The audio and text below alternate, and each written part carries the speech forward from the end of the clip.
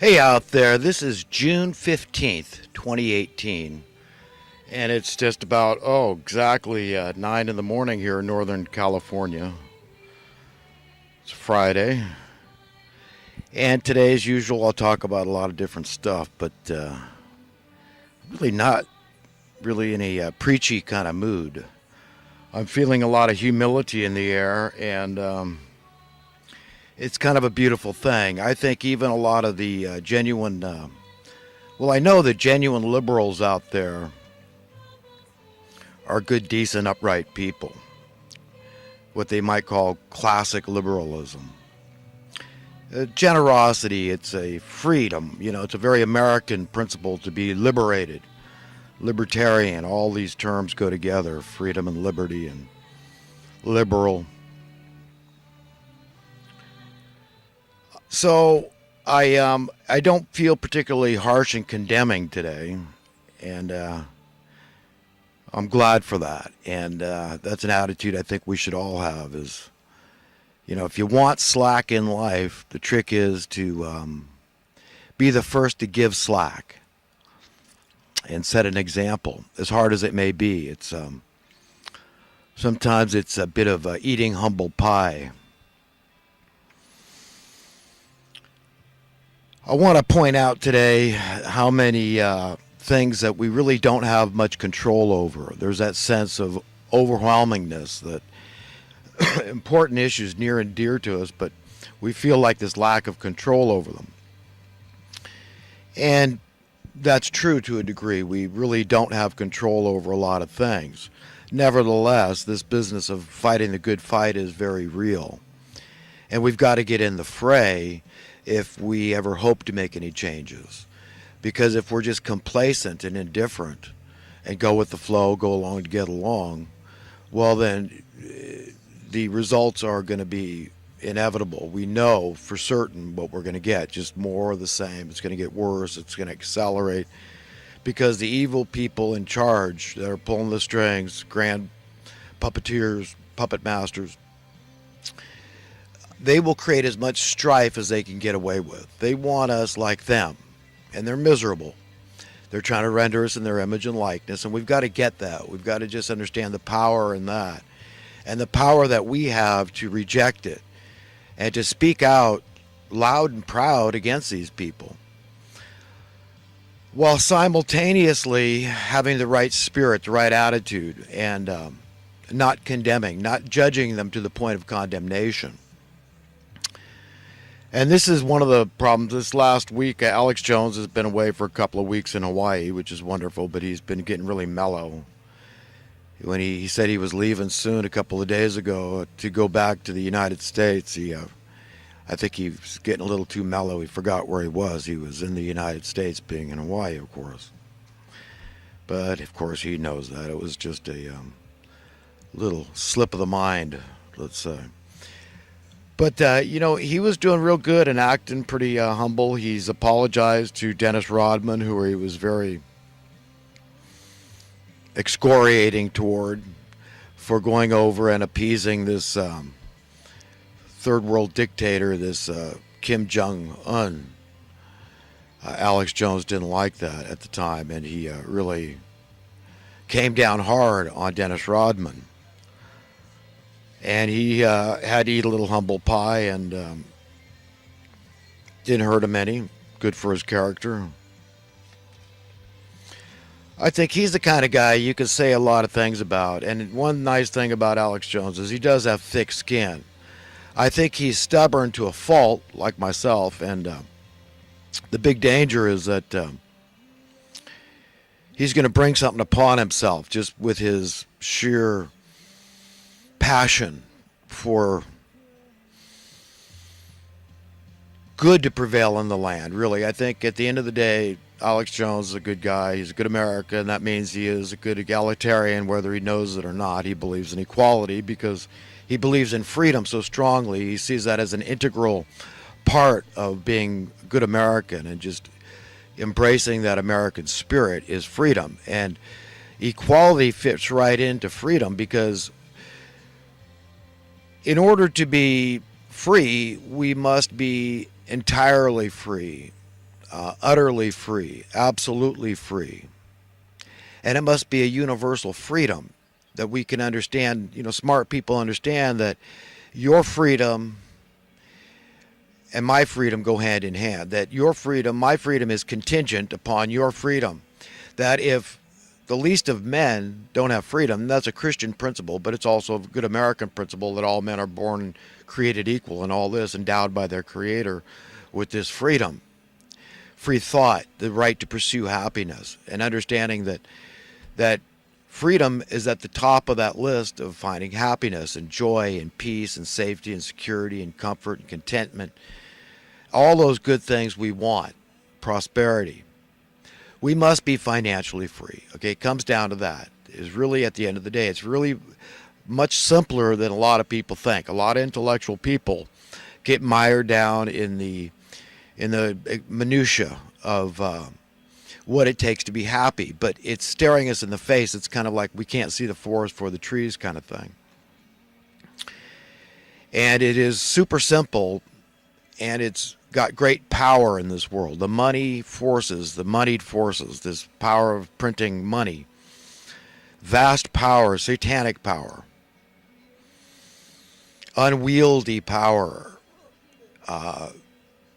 unencumbered,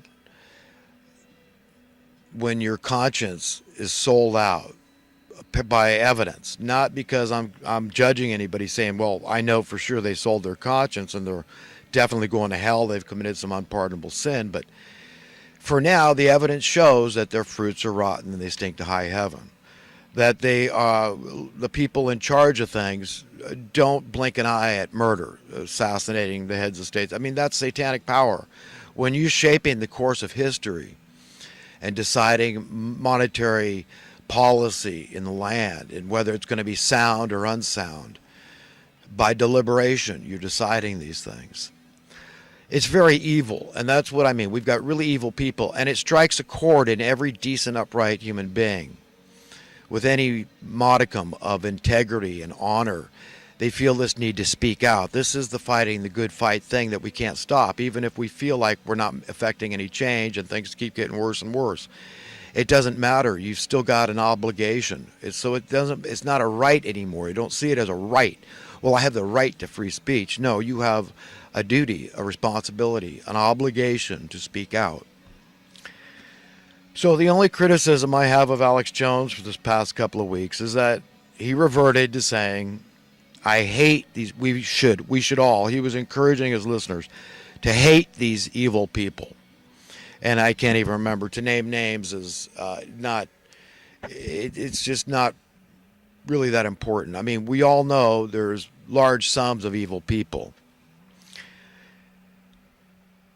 And we all know that there's flaws in democracy, any democracy, because it's the old analogy of, two wolves and a sheep sitting down trying to decide what's for dinner. Well, okay, that's a democracy, right? The wolves get their way and the sheep gets eaten.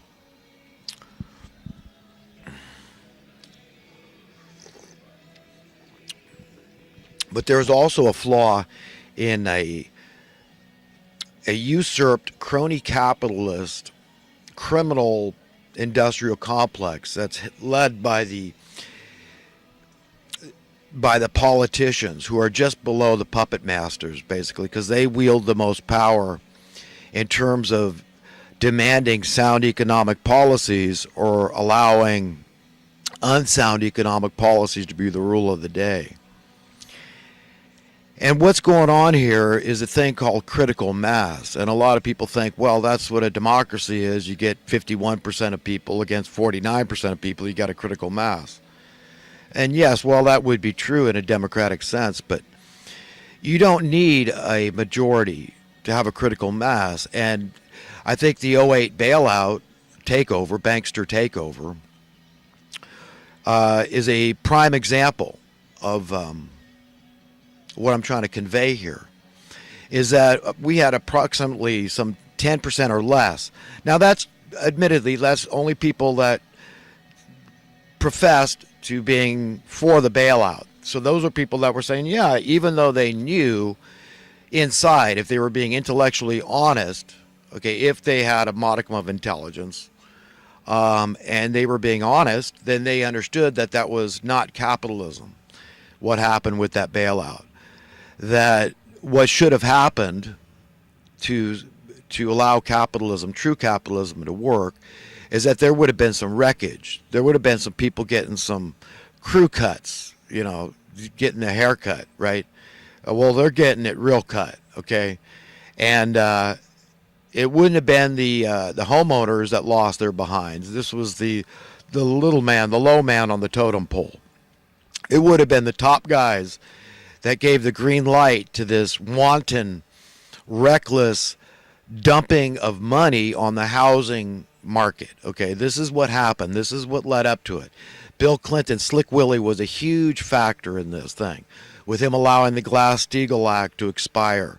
It was a huge green light to the banksters, but they wanted to know for sure. So when George Bush came into office, and all he had to say was, these terrorists hate us, I'm citing 9/11, so go out there and just invest like crazy and defy them.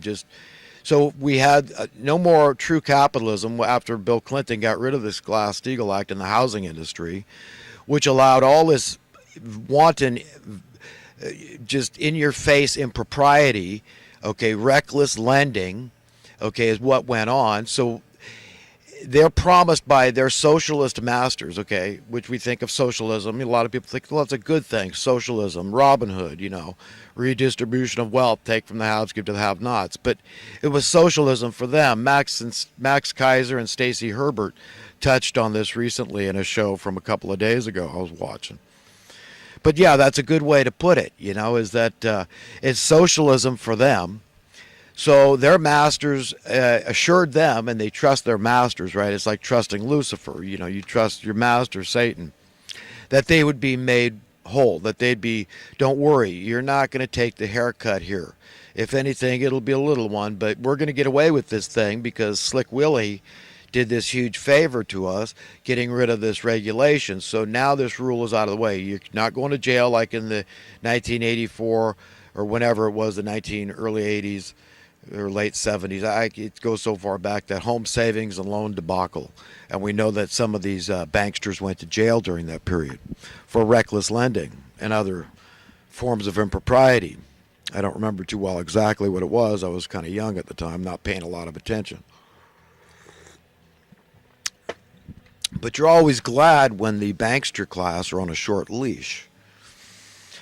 You can say what you want about Muslims, but they understand this one thing, and this is why I believe the banksters are more than happy to lend the military-industrial complex that's involved in dubious warfare in the Middle East. They're happy to lend them all the money they want to go against these people, because one thing they know is that they hate usury. Okay, I'm not going to defend anything else. They're on their own with defending anything else, okay, about their faith. But I know that much about Muslims, is that they hate usury. They know to keep the banksters on a really short leash. And if you don't think that makes the banksters hate these people, okay, I don't know what does. Okay, so let's be very clear about this thing, this critical mass, okay, and understand that it was a small percentage. There were for sure a lot of people that went along with the program. So even though we say it was 10% or less that supported the bailout, but it was a critical mass. It was those key people, those politicians, that validated it, that legitimized it, illegitimately, against the will of the American people, knowingly, in your face, against the will of the American people. They did that, and they did it in unison. It was Democrats and it was Republicans, so that they couldn't. You understand? That's an example of special interest groups, the Democrats being one, the Republicans being another, colluding together and conspiring against the best interests of the American people at large, the working class, okay, the poor, struggling class, okay, that's who they really hurt. And today we're still reaping the whirlwind from this usurpation. I mean, it goes back to the assassination of JFK. That's where all this stuff started. We got off the silver standard, we got off the gold standard. I mean, it's just been one. And if you put this thing on a graph, the descent of the American economy, socially, political, and economically speaking, it would be just a steady descent where there'd be drop off points, like the assassination of JFK, but they had to stabilize it a little for a while. And just like a frog in water, they got to boil it slow enough so you don't jump out. Because if Americans in 1963 knew that there would be a day like 2018, socially, politically, economically speaking, in America, they wouldn't have tolerated it. If they saw the writing on the wall at that time, so they had to keep it, obfuscate everything, right? Just keep it hidden, clandestine, and subtle. They had to act with stealth and cunning and craft and all this maddening crap that they're involved in, the diabolical crap, the evil genius. Okay, these people are, we've got to get ahead of these people. It's not easy because you've got to think like a psychopathic, say,